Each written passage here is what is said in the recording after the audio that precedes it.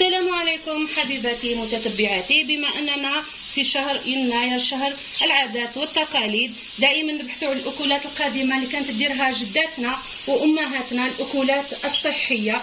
عندنا لهنايا الشرشم كما معروف عندنا في الشرق عده ما في انحاء الوطن كامل الشرشم بعده طرق. حنا اللي معروف عندنا من جهه خنشله عندنا بالقمح، يا اما نديروه مع الحمص يا اما نديروه مع الطمينه، يعني كل واحد عنده. اما اليوم انا جبت لكم هذا الشرشم اللي هو يعني اول مره انا نذوقه، اول مره نجربه من عند اخت صديقه جدا ليا ونحييها من مطبخي، هي طبيبه اسنان. قالت حنايا جهه الريس وإيشمون ونحييوهم كامل اهل باتنا وكل منطقه في باتنا. لهنا هما يديروه بالفريك، يعني الفريك ماهوش مرحي، نجيبوه راح نشمخوه ليله كامله هو والفول والحمص، وراح بطبيعه الحال نديروا له مرق احمر كيما تاع العيش.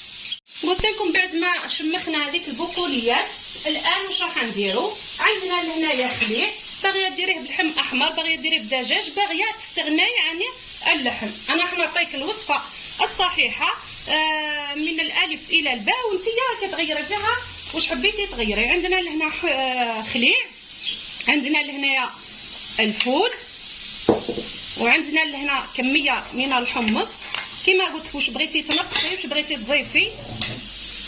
عندنا لهنايا بصله، وعندي طماطم كذلك، طماطم بعد ما حيتها، وعندي لهنايا الزيت 3 ملاعق، تما راني اللحم تاعي فيه الشحمه.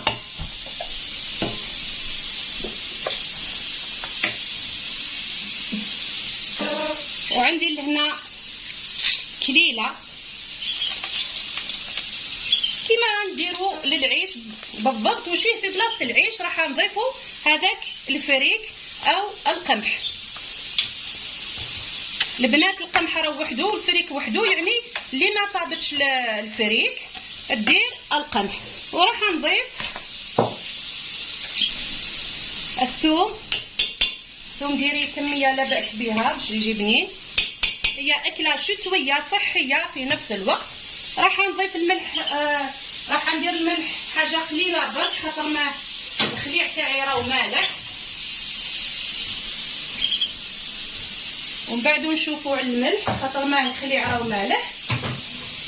عندنا راس الحانوت، وعندنا الفلفل الاحمر، واللي ياكل الحار يزيد فلفل حار.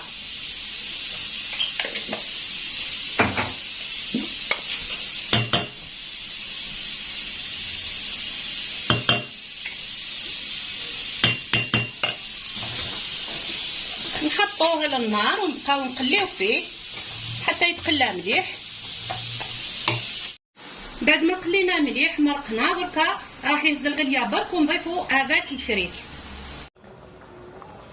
البنات هاوليك لهنايا بعد ما طاب هذاك الفريك، طاب زبده هو الفول والحمص، راح نضيف الطماطم وقرن فلفل حار ويدير عمليه تخدير، ونشوفوه في صحن التقديم باذن الله.